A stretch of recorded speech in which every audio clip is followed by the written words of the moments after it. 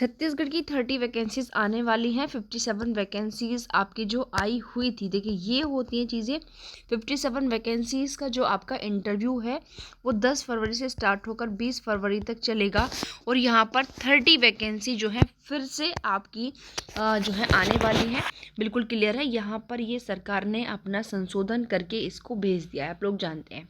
तो यहाँ पर देखिए जिस हिसाब से एक स्टेट है उसके अकॉर्डिंग आपने देखा होगा कि कभी ऐसा नहीं कि छत्तीसगढ़ की वैकेंसीज आपकी 3-4 साल तक पेंडिंग जो है पड़ी हुई हैं।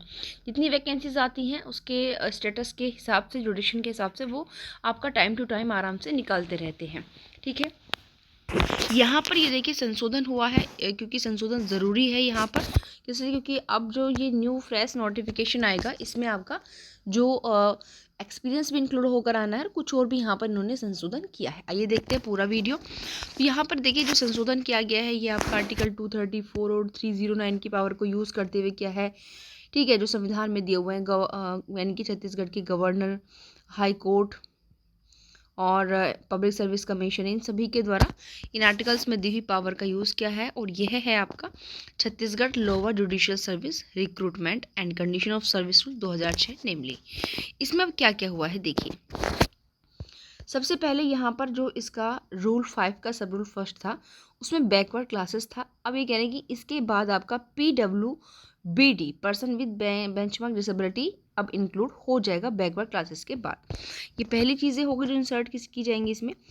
दूसरा जो इसका ये वो जो आपने ऊपर देखा वो सेकंड प्रोविज़ो की बात थी।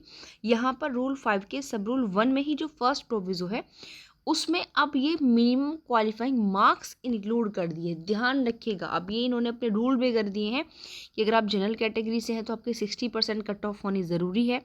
अगर आप किसी भी रिजर्व कैटेगरी से हो तो 50%, और अगर आप PWBD से हो तो आप 45% आपको चाहिए किसमें, प्री में और मेंस रिटन एग्जामिनेशन के अंदर।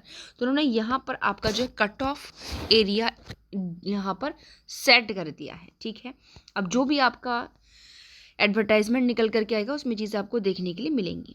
उसके बाद यह है आपका जो रूल 5 का सब रूल 2 है वो पहले वाले रूल के प्रोविजंस में था। अब इसमें क्या चीज़ें सब्स्टिट्यूटेड की जाएंगी देखिए।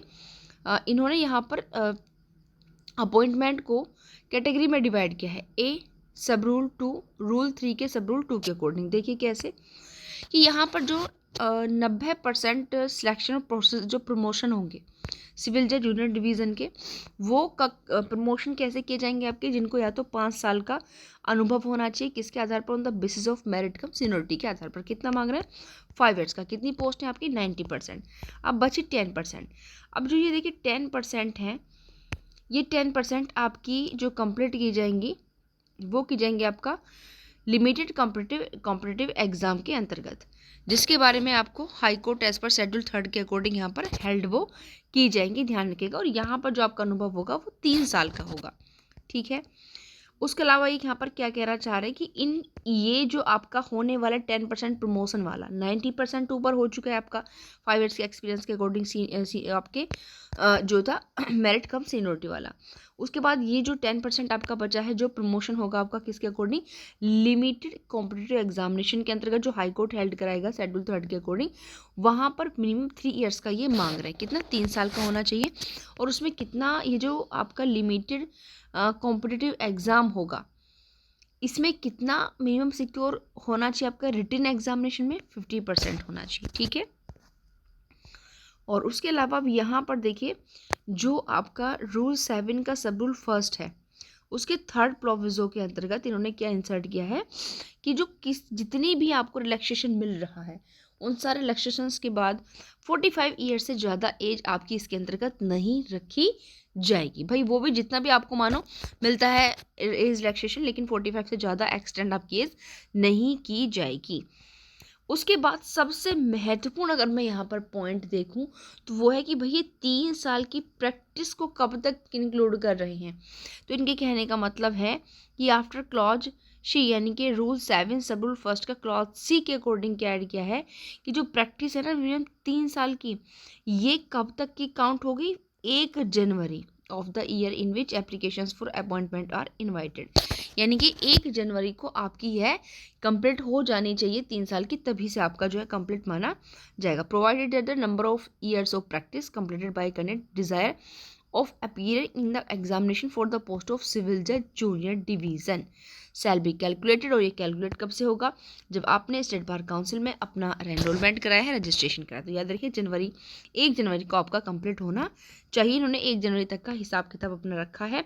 और ये वो सारी चीज़ें हैं जो सुप्रीम कोर्ट की जजमेंट में थी कि भाई आपको क्या कराना है, हाँ, किसी भी ऐसे एडवोकेट से जिसको 10 ईयर्स का जो है एक्सपीरियंस होगा उससे सर्टिफिकेट बनवाना है।